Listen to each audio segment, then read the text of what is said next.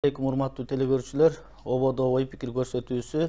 Урматтуу телекөрүүчүлөр, биз бүгүн түз эфирде конокторду чакырганбыз. Бүгүнкү биздин талкуулай турган темабыз алдыда 2020 жылы боло турган парламенттик шайлоого карата мыйзамга өзгөртүүлөр, толуктоолор боюнча жана ошондой эле азыркы парламентаризм жана баарыбызга белгилүү болгондой экс-президенттин кол тийбестигинин тегерегинде маселелер талкууламакчыбыз. Бүгүнкү биздин конокторубуз менен тааныштырсам, Жогорку Кеңештин мурдагы төрагасы, белгилүү мамлекеттик жана коомдук ишмер Адахан Кимсанбаевич Мадумаров, ошондой эле Жогорку Кеңештеги Өнүгүү фракциясынын лидери Бакыт Төрөбаев. Урматтуу мырзалар, куш келипсиздер биздин студияга.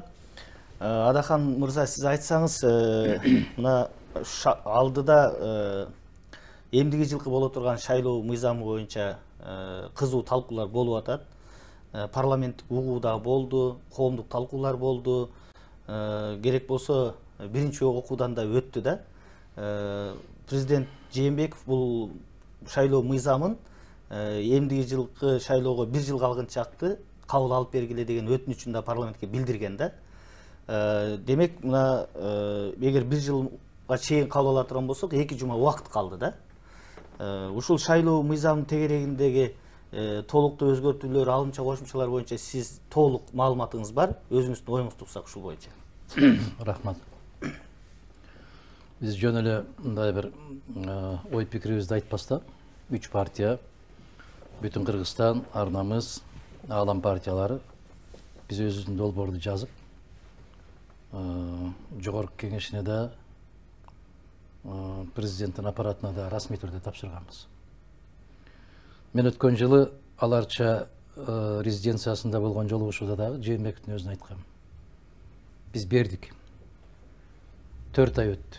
Же ак дебейсиңер, же кара дебейсиңер. Эмне үчүн ошону карабайсыңар?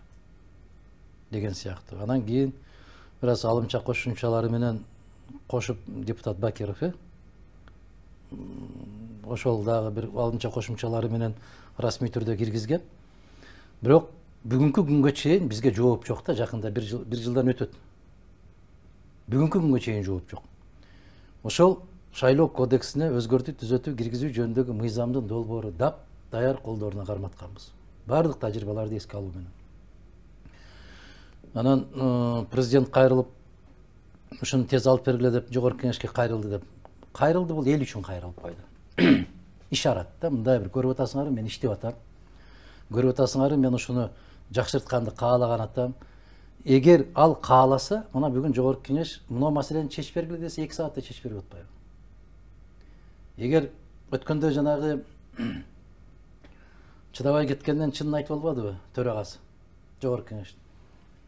Эгер бизди колдобо десе колдобойт элек да деп туурабы? Өкмөттүн отчетун. Бүгүнкү күндө Жогорку Кеңеш баягы өзүнүн парламент катарындагы функциясын аткарган жок да. Кезинде биз Акаевдин мезгилинде айтат элек, баягы эл өкүлдөр жыйыны СНП президенттин администрациясынын юридикалык бөлүмү гана, андан башка, андан жогорку макамга ээ болгон жок деп. А бүгүнкү Жогорку Кеңеш ишарат күтөт да.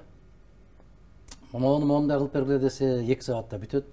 Муну кое туралы деген болсо, киргизип койгон сунушум 4 жылга чейин жата берет.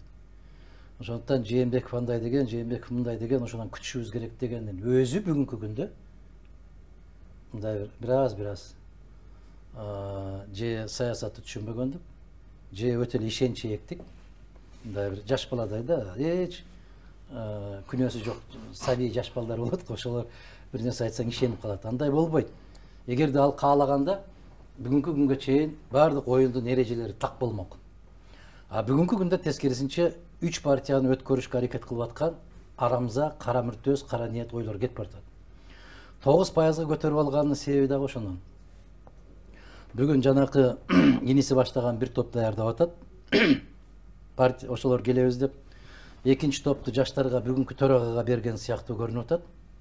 Үчүнчү топту жанагы мен сумчатый деп коем. Элитанын ичинде жүргөндөгүлөр, тыйындуулар, алар бир топ болот да. Ошол 3 партия 3 топко бөлүнүп кирип, анан бир эле кишинин парламентini айландырабыз деген аракеттер болду. Жок, 9%га тактоо беретин мурдагы президент ушунда кабыл алынганда 9%. Кабыл алынган, эми ошону биз айтпадыкпы, бул өтө туура эмес, саясий жактан абдан каттуу бир алишемдик болуп атат. Сиз элестетсеңиз, бизде 2 миллион киши барат шайлоого. 9%ды аттап өтүш үчүн 180 миң кеминде добуш алышы керек. Анан бир 10 партия чыга турган болсо, ар бири тытып олтуруп, бирөөдү албайт. Тек гана баягы кагаз менен урат да. Бири баягы акча деген кагаз, экинчиси протокол деген кагаз. Ошого айтып атпаймынбы мен азыр 3 эле партияга даярдык көрүлүп атат, ушул 3 партияны алып келем деген аракеттер жүрүп атат. Эми муну Мадумаров бүгүн айтып атат да, көпчүлүк азыр андай болбосо керек. Жок, андай болбойт деп баш чайкашат да. А шайлоо бүткөндөн кийин анан сиз айткан туура чыкты деп шак коюшуп анан отурат. Бүгүнкү бийлик кызыктар эмес. Шайлоо кодексине өзгөртүүлөрдү киргизүү. Кааласа айтып атпайм, кааласа 2 күндө эле киргизет. Мына кол тийбестик жөнүндө маселе айтабыз деп атпайсызбы? Кол тийбестик чечип бергиле дедилер. 3 ай деле кармаган жок, 2 ай деле кармаган жок, 3 эле күндө чыгарып бербеди. Рахмат. Бул боюнча кайра келебиз азыр бул темага. Бакыт мырза, ушул шайлоо кодексинде шайлоо мыйзамдарын өзгөртүү боюнча сиз дагы өзүңүздүн өзгөчө пикириңизди айтып атасыз. Акыркы убактарда бир нече жолу айттыңыз. Өзүңүздөрдүн сунуштарыңызды да бердиңиз. Сиз көбүн эсе жанагы 9%дык тосмону 5%га чейин түшүрүш боюнча пикир айтып атасыз да. Ушунун негиздеген жагдайларды айтсаңыз. Рахмат. Негизи 5%га эмне үчүн биз сунуштадык. Азыр Адахан Кимсамович айтып атпайбы, 3 партияга эле даярдап атат депчи. Бул жерде жан бар. Ал жерде биз оюбуз көбүрөөк партия келсин деген ойдобуз. Анткени мында караганда 2015-жылы азыркы 20-жылы шайлоо акча жагынан кымбат шайлоо болот. Ачык айтканда, кымбат шайлоо болот. Бул жерде мен да парламентте айттым, эгерде 9% калса, анда кимде көп акча болсо ошо өтөт. Кимде административ ресурс колдоно алса, ушул бийликтин партиялары, ошолор эле гана өтөт деп. Мына бул аргумент. Анан кийин жаңы партиялар, же мындай идеясы бар, күчтүү партиялар, ойлор менен, жакшы ойлор менен келген партиялар өтпөй калышы мүмкүн 9%данчы. Ал жерде биз 30га жакын нормалар сунуштаганбыз. Ал жерде мына мамлекеттен каржыланып аткан теле, вообще негизи массалык маалымат каражаттар ушу партияларга бекер эфир берилсин деген жазганбыз. Бекер. 5 миллион сом төлөгөн залогту ошо 5 миллион сом жеке менчик телеканалга берсин. Ал жерде көлөмдөрү барды бирдей берсин партияларга. Ошонун ичинен 3төн 2си жалпы көлөм дебатка берилсин. Дебатка берилсин. Ошондо дебатка чыгып, ар бир партия программасын айтсын. Ал жерде биз мыйзам жаздык. Мурда программа деген сөз деген жок эле закондо. Биз мыйзам жаздык. Өзүнүн партиялык программа менен чыгып, көрсөтүп элге сунуштасын. Эгерде сунуштап алса, көрсөтө албаса, анда бул мыйзам бузуу деген нормаларды киргиздик да. Эмне үчүн бул дебатка биз көбүрөөк көңүл бурдук? Эл көбүрөөк маалыматтарды ар кайсы партиялардан көрсүн. Маалыматтарды угсун, программаларды угсун. Ошондо биз эгерде маалыматтарды көбүрөөк таратсак, ошондо адамдын аны сезими өзгөрөт.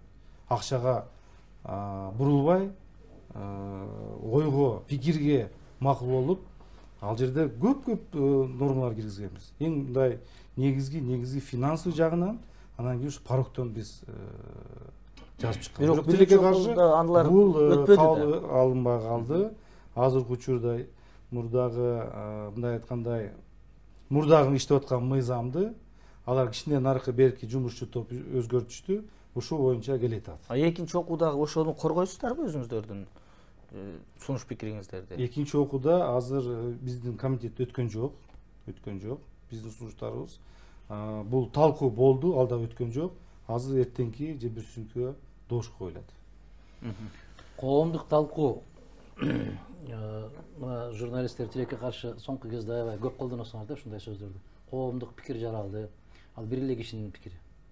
Анан коомду ызы чуу болуп атат. Коомду ызы чуу эмес, бул ак үйдүн тегерегинде ызычу. Ал коомуңа бүгүнкү күндөчү кайсы мыйзам менен жашап атасың, кайсы конституция менен жашап атасың, бир тыйын.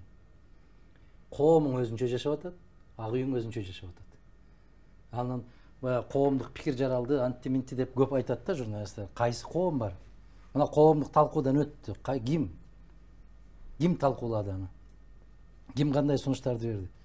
Коомдун сунушу эмес, азыр Бакыт мырза айтып аткандай, парламенттин мүчөсү, депутаттары сунуштар өтпөй аткандан кийин кайдагы коомдук талкуу? Эмне болгон коомдук талкуу? Биз ошол сунушубузду айтканбыз. Элге барып, жыйын өткөргөнгө тыюу салыш керек.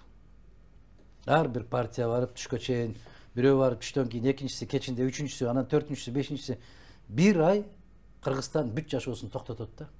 Тек гана ошол байге. Андан көрө биз айттык, кеминде 20 темадан турган телетаймаш болсун. Себеби эл көрсүн да, 36 тамганы тааныйбы, премьер-министр дегенди жазалабы, өздөрүнүн фамилиясын туура жазабы, же болбосо жанагы билим берүү министри айткандай фамилиясынан экиле ката кетип калыптыр, ал эч нерсе эмес дейби?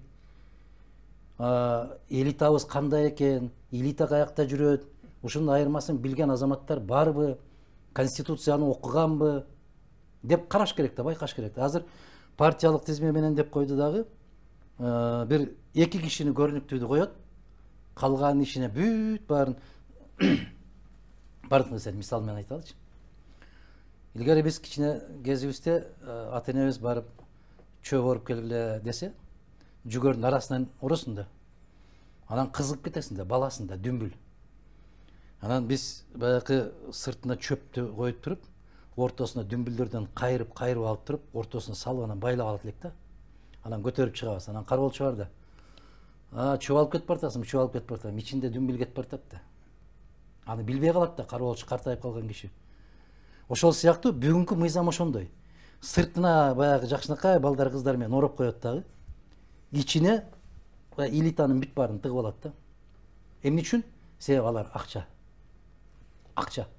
Ошондой кылып анан алып келишет дагы. Келгенден кийин анан көчөгөңдү ачты десе, көчө ассалому алейкум. Булар кайдан келди деп анан эл дагы эле кыйкыра берет да. Баягылар эле баягы го деп кыйкырышат. Булар кайдан келип калды? Булар себеби ошол баягы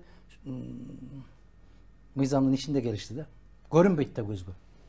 Ошон үчүн биз сунуш кылган кодексти кабыл алган болсо, накта ачык болот. Анан бүт фамилиялар ачык жарыяланат. Айтып атпайбы жана программасына сунушташ керек деп. Ошондо баягы билим берүү кандай, саламаттык сактоо тармагы кандай, энергетика тармагы кандай, тышкы саясат, ички саясат, курал-жарак кандай, бүт баары боюнча элдин көзүнө жүзүн көрүнүп калмак да. Анан эл тандаш керек. Ошондон кийин дагы тандабастан акча менен кеткен болсо, элге айтышыбыз керек да, жогорку кеңешке да таарынба, президентиңе да таарынба, өз шоруң өзүңдүн колуңда дешибиз керек да. Эми баягы сиздин оюңуз, экөөңүздөр жанагы берген сунуштарыңыздар окшош да, жанагы дебат болсун, тематикалар боюнча деген. Бирок ошол учурда биз дайыма ошо шайлоодо көз караштардын, идеялардын жарышы болсун дейбиз, тилекке каршы. Сиз айткандай күчтүн, акчанын жарышы болуп атат. Мына сиз ошону дагы ырастап айтып атасыз, кийинки шайлоо аябай кымбатка турат деп. Туурабы? Уже алдын ала айтып атасыз да? Мындай, Нурлан мырза, баягы 3 партия, айтып аткан 3 партия, жаңы экөөнү көтөрө чыгат. Мен бир кыска мөөнөттөн кийин аттарын атап берем, кайсы партиялар менен азыр кире албай атат да, кезекте турушуп атат да. Мен ушуга киргизип кой дегендей болуп. Булар эсебин чыгарды. 200 000 добуш алыш керек деген талапты коюшту баардыгы бири-бирине. Демек 600 000 добушту булар акча, административдик күч менен алат. Баягы 3 партия. Бирөөсүн иниси жетектейт, бирөөсүн дагы аяш уулу жетектейт. Кудасы бар, Кудайга шүгүр, тууган урук деген көп экен. Тууганың көп болсо жакшы турбайбы ушундайда. Анан күйүмдүү экен да бири-бирине аябай. Анан эсебин чыгарышып атат дагы, орто эсептен ар бир шайлоочуга 3 000ден берсек, 60 миллион сом керек деп атат. Алар идеянын кереги жок. Саламаттык сактоо кандай болот, билим берүү тармагы кандай болот, аларды кызыктырбайт. Башында оорутпайт. Мына биз сыяктуу болуп 10 000 деген километр жүрүп, ар бир айылга барып, тили кургаганча сүйлөбөйт. Шайлоого 2 күн калганда гана барып кирип коет да. Анан 60 миллион жыйнагыла деп. 60 миллион деген бул биздин акча менен алганда $1 миллион жетпейт. Жанагы чөнтөгү калың элиталар 500 миңден таштап атпайбы бир киши депутаттыкка доллар менен. Ошол менен анан экөө эле таштайт дагы бүттү, калган баш орунун баары токтоп калат. Кымбат болот деп атканы мына ушунда туруп атат. Кээ бир айыл жерлерине барып, булар андан дагы иштеп калып атат. Айыл жерине барып 3000 эмес, 500 сом берсең эле чуркап кетип баратат, мугалимин баш болуп. Мен айтканым кымбат, азыр Адахан Кимсабаевич айтып кетпедиби? Өзү негизи баягы экономикада түшүнүк бар го, инфляция деген бар да. Мына мисалы 3000 сом айтып кетпедиби? Бул өзү негизи бар жок кымбат болот. Мамиле да кымбат болот. Адахан Кимсабаевич бар жокту эки жолу мына парламентке бүт бар жок билет. Мен дагы бар жокту билем. Ошо ичиндеги эмне болуп аткан кухнясын.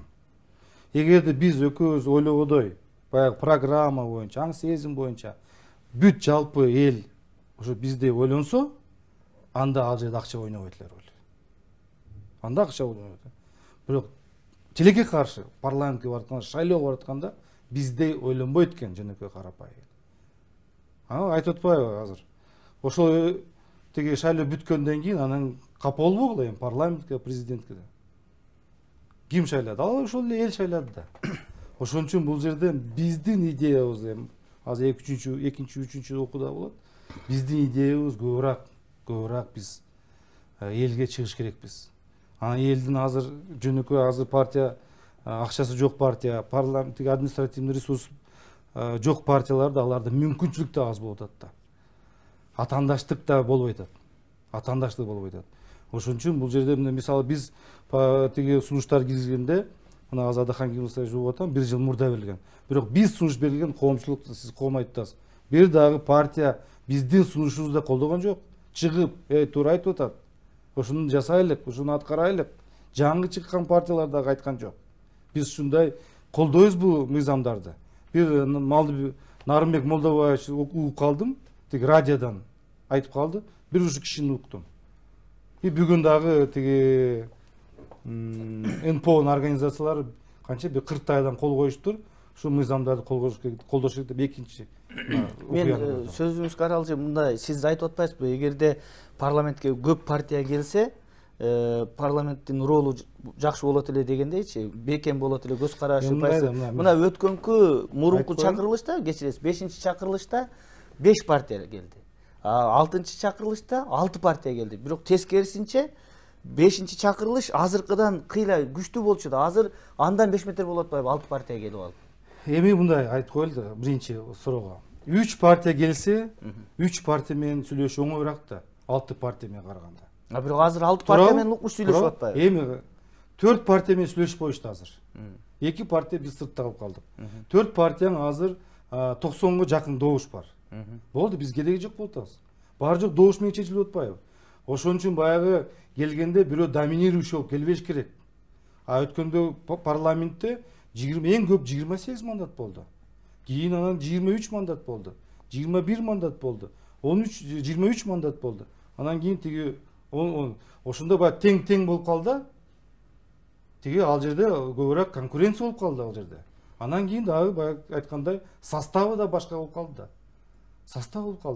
Биз сүйлөйт экенбиз, айтат экенбиз. Тиги мына мисалы Конституция 2016-жылы.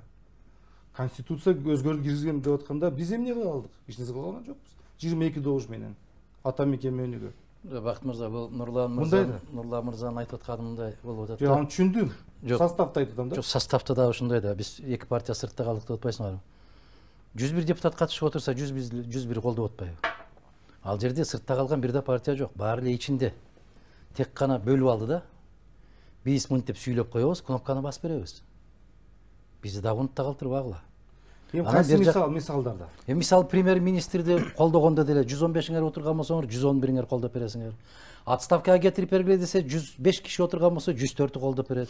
Кече өкмөттүн отчетун кабыл алып бергиле деди, 101 добуш менен кабыл алып бердиңер. Эми азыр мисалы мен жөнүндө сиз сүйлөңүз. Жок, сиз жөнүндө эмес. Мен жөнүндө добушумду мен айта алам. Кайсы жерде мен против добуш бердим. Кайсы жерде 90 депутат алардын добушу бар деп. Ооба. 90 депутат болгон Эми болсо, ушундай болот экен. Мисалы менин фракциямда 13 мандат. Ого, 5 фракция депутат добуш берип койт экен да. Ошону айтып Аны атпаймынбы? мен мажбурлап тура аласың. Мажбурлай турган мыйзам болот да, абийир, намыс болот да. Ошол жок да азыр. Мен ошону айтып атам. Жок, мен бул Жок, жерде жок. бир нерсени айтайын деп атам да. Азыр мына Бакыт мырза өткөндө өкмөттүн отчетун кабыл алууда, бекитүүдө сиз абдан аргумент менен, фактылар менен сонун өкмөттүн ишинде кемчиликтерди айттыңыз да. Ооба. Бирок мен ошондо угуп тургам, ушуну айтып деп туруп акырында өкмөттүн отчетуна каршы болобу десем, силер колдоп койбодуңарбы кайра? Жок. Жок. Жыйынтыгында Биз колдоп добуш болуш берген жокпуз.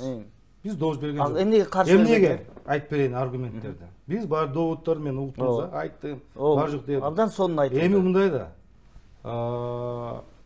Биз айтып предложение менен бердик. Угуп келатат. Бирок бир жыл премьер-министр иштеп өзгөрүп атпайбы? Баягы премьер-министр өзгөрүп атат. Макул, биз аны отставка кетирдик. Башка келсин. Бирдеке өзгөрөбү? Өзгөрөт. Өзгөрөбү? Аябай катты өзгөрөт. Жок, башка премьер-министр келсин. Өзгөрөт. Аябай катты Эч нерсе өзгөрбөйт. Абылгазиевден башка нерсе өзгөрүшү мүмкүн. Башка азыркы система менен, азыркы структура менен, азыркы кимди алып келсең дагы сиз барсаңыз да өзгөртө албайсыз. Бакыт мырза, Эч нерсе өзгөртө албайсыз. Биринчи аябай катты өзгөрөт. Абдан катты өзгөрөт. Биринчиден кимди алып келип атабыз деп карашыңар керек да. Биринчиден ушуну карашыңар керек. Коалиция. Коалиция карайбы, башка карай. Коалиция деген бул жалган сөз. Мына СДПК эң көп коалиция бул. СДПКнын лидери Алмаз Атамбаев оппозицияда, а СДПК бүгүнкү Жээнбековдун колтугунда. Намыс барбы, уят барбы, ариет барбы? Кыргызстандан башка кайсыл жерде бар? Ушундай мен сизге айтып аткан жок, Нурлан. Мен сизге Бул жерде азыр, бул жерде азыр менин ордума СДПК отурушу керек. Да. Буга каршы. Туура. Мен жалпы парламентте айтам. Азыр жок, мага айтылып атат да, мен маңдайым. Анда макул. Ушунча мындай да. Сизге персонально айтайын анда. Эгер сиз ошол Өнүгүү партиясынын төрагасы катарында өкмөттүн ишин каттуу сынга алып, көңүлүңүзгө жакпаган болсо, эмне үчүн сиздин фракциянын мүчөлөрү колдоп добуш берет? Же партиянын төрагасы катарында колдобойт, эмне кылат? Адаган Да. Сиз билесиз, 13 мандат менен келдик. 3 мандатты биз билесиз, өзүңүз. Биз фракциядан чыгарып жибердик. Жок. Вот мен жогорку кеңештин ишине мына мен сизге айтып коеюн. 3 мандатты биз фракциядан чыгарып жибердик. Мен алардын добуш кандай бергенин, кандай кылганын, кандай мен аларды көзөмөл албайм. Калганы биз өзү чечтик, добуш бербейбиз, бербей койдук. 10 депутат. 10 депутат. Каршы бериш керек да. Жок. Биз ушундай чечтик. Бул биздин чечимибиз. Себеп кечинде теледен сурабайбыз, каршы беребизби? Кечинде теледен айтып атат, бир добуштан деп айтат. Бир добуштан каршы жок деп айтат. Ошондо силер туруңуз. Атамекен менен Өнүгүү каршы неме добуш берген жок. Каршы деген мыйзамда Атамекен каршы берди. Мыйзамда ал жерде жазылып турат. Мыйзамга добуш бергенде каршы жаза бересиң. Токтомго, башка нерселерге, отчетторго тигиндей, ал жерде добуш бербей койсоң да болот. Жок, болот. Бул маселе жок. Маселе мыйзамга деле бербей койсо болот. Анда маселе жок. Эч ким аны жок, андай жок азыр. За же против деген бар. Эми бул өзүңөр ошого тыгып алдыңар да. Тилекке каршы. Мейли, ал процедура, ладно. Ал закон, ал регламент. Боптур. Ал кыргыз закону. Процедура эмес. Мен айтып атканым кандай болот атат? Бизде партиялык система түптө эле элек деп атам. Ооба. Бизде ушуга кадам шилтеп алдык, бирок ал Кыргызстанды жакшылыкка алып барбай турган система деп атам. Болбойт. 10 жылдан бери айтсам, такыр түшүнбөйт дагы, каршы чыгып келет. Мен айтып атканым, эгерде кече Австрияда көрдүңөр, вице-канцлер бир киши менен кафеде чай ичип отуруп, эгер сиз келсеңиз, бизге ушундай маалыматтык колдоо көрсөтсөңүз шайлоодо, биз колдону элек, шайлоо боло элек. Ушундай сөз болуп, тамак ичип, чай ичип отурушат. Ушул чыгып кетти. Канцлер эмне кылды? Отставкага кетти. Вице отставкага кетти. Ошол партия менен коалицияда турган партия чыгып кетти. Булар арамза ой болду деп туруп. Сентябрга кезексиз шайлоо дайындашты. Жарыялашты. Бизде Кыргызстанда ушундай болуп атат да. Биз колдобойбуз. Мындайда чыгып сүйлөгөндө эл үчүн, теле үчүн, кнопкам, айнанайын президентим үчүн. ушундай эки жүздүүлүк качан токтойт деп бул жерде мен макул эмесмин, мага айтып аткан болсо. Жок, парламентте айтып. Парламент. Мен эми баягы парламентте Себеп отурам да. СДПКнын депутаттарынын өзү каттуу сын айтып чыгып атпайбы? Адхан Кысымбаевич, мен Эмне сизди колдоп атат? түшүндүм. Давайте мындай кылайлык. Сиз Кудай буруп парламентке өтөсүз. Ушул система менен келесиз, өтөсүз. Анан кийин ушул сиздин жаныңыздагы сатып кеткендерди да сиз сезесиз кийин. Сатып жүргөн сизде андайлар кирбейт тизмеге. Мына келет. Сиз аны билбей Кирбейт каласыз. тизмеге, кирбейт. Өзүңүз да билбей каласыз киргенинчи. Сиз ага мындай айтпаңыз. Анткени баштан өтөт дагы, өзүңүз да көрдүңүз канча сизди сатып кетти, канча сизди кетти, аны баардыгын башыңыздан көрүп атасыз. Бул бир. Экинчиси, ошол сиз айткандай система баягы бир түптө болсун, тиги бир туура эмес кадам иштеген болсо партиядан чип кетип коалициядан да, бул биринчи өзүбүздүн дагы тарбиялаш керекпиз. Ошол маданий мындай саясий маданиятка биз дагы калыптанып келиш керекпиз. Бул келебиз бир күнү. Сиз сүйлөйсүз, мен сүйлөйм, башка сүйлөп биз келе беребиз. Бирок тилекке каршы, келгиче мамлекет жоголуп атат. Тилекке каршы андай туура айтасыз. Андай болуп атат, парламентте көрүп атабыз. Кийинки маселе. Мындай да, парламент өзүңүз жакшы билесиз, баары жок добуш менен чечилет. Миң кырсаң дагы, канча айтсаң дагы келип, ал өзү адам өзүн кнопка басып атат. Анан сен ага айтасың, сен мына президенттин буйругун аткардың, сен тигини аткардың, тигини аткардың. Канча айтсаң дагы, эгерде өзү кол менен басып атса, бул өзүнүн иши. Партиянын иши эмес. Өзүнүн, партияны айтып атат да, өзүнүн, сиз айтып атасыз, сырттагы айтып атат адамдар да. Бул өзүнүн баягы ичиндеги келишим менен же алардын баягы чечими негизинде алар добуш берип атат. Анда эмнеге фракция добуш берип атат. Ушул фракциялар, коалициядагы фракцияларда болот. Мен өзүм жөнүндө айттым. Биз өзүбүз чечебиз. Же за беребиз, же против беребиз, же бербей коебуз. Биз аны өзүбүз чечебиз. Бакыт мырза азчылык менен эч нерсе өзгөртө албай атканын айтып атат да, менин түшүндүгүмдө, туурабы? Ошон үчүн биз баягы канча миң айтып атабыз, туура. Биз баягы айтканыбыз, баягы келген көбүрөөк партия келген. Бир доминирующий келбеш керек. Анан жана айтпадыбы, биз сунуш кылган мыйзамга эч кайсы партия үн кошкон жок, колдоп чыккан жок деп. Бакыт мырза, эгер кылдаттык менен карасаңыз, ошол сиз сунуш кылган мыйзамдын 80%-ын биз бердик ошону.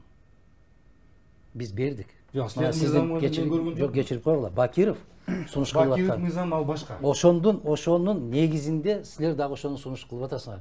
Демек 80% идеологиясы ошол эле мыйзам деп атам мен. Ошол эле мыйзам. Жанагы колдоп чыкпайт анда коомдук талкуу дегенде силер айтышыңар керек. Биз күчтүү саясий партияларды чакыралы. Шайлоого эл катышпасын. Макул, эл менен эсептешпей эле койдук. Акча менен эле уруп алат экенбиз. Жок дегенде саясий партияларды чакыралы деп туруп, саясий партияларды чакырып, ачык талкуу жүргүзүш керек. Ошондо анан жана Нурлан мырза айткандай, коомдук пикир деп айтылат. Макулсуз да ошондой. Эми биз кийинки бөлүмгө өтсөк, экс-президент Алмазбек Атамбаевдин кол тийбестиги боюнча азыр мына парламентте депутаттык комиссия түзүлүп, атайын депутаттык комиссия Каныбек Иманалиев башында турган 2 күндөн бери отурумдарын өткөзүп, 9 кине коюп, анын 6оосун алып чыкты, 3-өн алып ташташты. Ушул эртең парламенттин жалпы жыйынында карап, анан башкы прокуратурага жөнөтөбүз деп. Ушул кол тийбестигин ажыратуу боюнча сиздин пикириңиз кандай болот? Бул ишарат дагы бир жолу баягы мындай бир жөн куру сөз. Кол тийбестигин ала албайт. Эмнеге? Ала албайт. Себеп конституция тыюу салат. Конституциядан дагы Жогорку Кеңеш 2016 жылы декабрда мыйзамга өзгөртүү киргизишкен булар. Мыйзам арткы күчкө ээ болбойт. Бул деген сөз мындайда, күздө отуруп алып атаңдын көрү министр картошка айда дегенден картошка айдап алыптырмын. Чирип өтпөй атат. Кокуй кой картошканы жоготуп, кайрадан жанагындай бир пиязга өтөйүн же сабызга өтөйүн деп кайрадан себе албайсың. Бүттү, ал жаз кетти. Ошол сыяктуу эле бул мыйзам иштейт качан? Жээнбековке иштейт. Келечекте Кудай буйрса Жээнбековке иштейт бул. Айтып атат, коррупция беренеси менен айып тагылса, эч кимдин макулдугу жок, прокуратура кылмыш ишин козгойт дагы аны кармаса болот деп. Бирок Атамбаев ант берип, убада берип, президенттикке киришип аткан мезгилде бул норма жок болчу. Бул норма Атамбаевка да, Отунбаевага дагы, Бакиевке дагы, Акаевка дагы иштебейт. Иштей турган болсо, Жээнбековден баштап иштейт. Эгер Жээнбеков коррупция кылбасачы? Коррупция кылбаса иштебейт. Коррупция кылган президент жөнүндө кеп бартат да. Ушул эле жерде мына Текебаев айтпадыбы? Азыркы мыйзам боюнча коррупцияга байланыштуу Атамбаевди жөн эле макулдугусуз парламенттен камап койсо болот деп. Ал идеясында айтты, принцибинде. Ошол мыйзамдын талабы боюнча. Бирок бул 9-статья. Мен жаңылышпасам, ошол 9-статьяда жазылып турат. Туура ошол сиз айтып аткан талап ошондой. Бирок бул норма качан кирди күчүнө? Расмий жарыялангандан баштап кирди. А расмий качан жарыяланып баштады? 2016-жылы. А Атамбаев качан кетти? 2017. 17 кетти. Бул ага таасир кылбайт. Себеп баягы абалын оорлотуучу жагдайлар болсо, мыйзам артка иштебейт. А бул сиз айтып аткан коррупция эң оор кылмыш. Абалын оорлотуучу жагдай. Абалын жеңилдетүүчү болсо артка иштейт. Ошон үчүн жана бүгүнкү күндө юристтер дагы ар кандай болуп чайналып атат. Туурасын айтып коеюн дейт. Ак үйдү карап титирешет. Айтпайын дейт. 1 жыл өтөт эртең, 2 жыл өтөт. Мына ушул юрист катарында ушундай мүнөздөмө берген деп кайра элдин алдына алып чыгып шерменде кылат дейт дагы. Комиссия түзүп коюп атат. Комиссияда көз каранды кишилерди киргизип коет. Эмне үчүн? Себеп ошол эле берене менен комиссиянын мүчөлөрүн өздөрүн кармап койсо болот. Сиздин пикириңиз? Эми мен азыр мыйзам боюнча мына Адахан Кимсанбаевич ал жөнүндө айтты. Мен ага кирбей эле коеюн. Мен кыскача айтып коеюн. Жогорку Кеңеш өзүнүн укугун колдонду. Инициатива демилгенин көтөрүштү. Комиссияны түзүштү. Комиссия өзүнүн ишин бүгүн аяктап корутундусун берди. Бүгүн комитеттен өттү. Эртең же бүрсү күнү алып чыгат парламентке.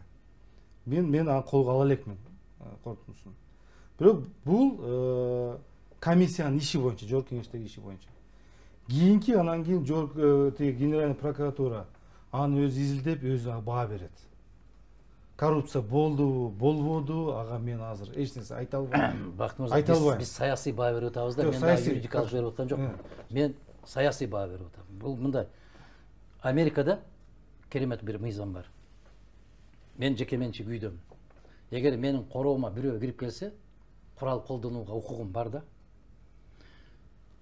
Бир эле киши, бир эле ошол кылмышкерди же жоопко тартыласын, же акталасын. Кандай болот?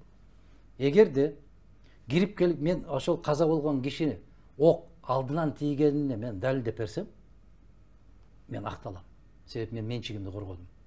А эгер ок аркасынан тийген болсо, анда мен жоопкерчиликке тартылам.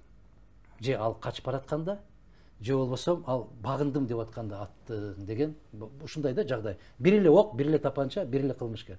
Бүгүнкү Кыргызстандагы түзүлгөн кырдаал ушундай. Бүгүн Атамбаевка кайсыл жагынан келип бирдемени такабасын, аркасынан атылган болот. Түшүнүп атасызбы? Не деген күнөөлөрдү такпасын? Бул сиздин бул оюңузга мен кошула албайм. Себеби Атамбаев 6 жылда Кыргызстанды каалагандай калчады. Өзү сот, өзү прокурор, өзү жогорку кеңеш болду. Көз көрүнүп мыйзамдарды бузду, узурпация кылды. Кыргызстанды бүгүнкү тас кейипке алып келди. Бунун үчүн да жооп бериш керек. Макул. Анда Нурлан мырза, ушул абдан залкар, ак эмгек, адал кызматыңыз үчүн, көрөгөчтүгүңүз үчүн деп 2017-жылы декабрда сүйлөп атканда зал толо. Мына элитанын бар отурган жогорку кеңеште. Өкүртө кол чабышкан, туура баатыр болуш керек бу киши деп. Кечирип коюңуз.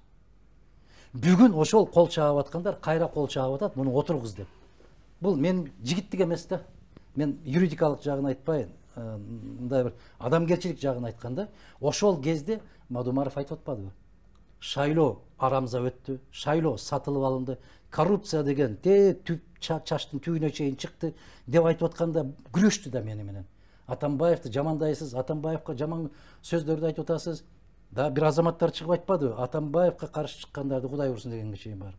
Эми ошол азаматтар келип бүгүн Атамбаевди тепкилеп атканда мен айтып атам, абийирсиздик болбойт. Кезинде айтышың керек эле. Бирок конституция боюнча дагы бир жолу айтам, мыйзам боюнча, президенттин макамы боюнча, эгер мыйзамды артка иштетебиз десе бүгүнкү бийлик, анда арамза болот. Мен Атамбаев тактап аткан жокмун. Анын кылган, могул жасап аткан, бүгүнкү жагдайга жеткирген кылмышы, күнөөсү аябай көп. Бирок кезинде болуш керек эле. Кезинде айтылыш керек. Анда жоопко тартылбай калыш керекпи бул? Кезинде тартылбай. Жоопко тартылышы керек. Сөз тартылыш керек да, кылган Тартылышы керек. Бирок туура эмес иштер үчүн жоопко бериш керек да. тартыш керек дегенде Жогорку Кеңештен комиссияны түзө коюп, 2 күндүн ичинде эмес, мыйзам менен алып баргыла деп атам. Эми ал туура, ал башка сөз. Сиздин мен баягы жарандык депутат катары баягы айтып атпайбы, биз юридикалык эмес, саясий көз караш, адамгерчилик жагынан депчи. Ошонун баарын өзү жасады да, өз учурундачы. Ким? Атамбаев. Ошондо айтыш керек да. Жок, ошондо айтылган. Мына мисалы Текебаевди жалган жала менен эле камап койду. Туура. Бир показания менен камап койду. Туура. Ошондо айттык. Мен чынында айттым. Мен аны айта алам.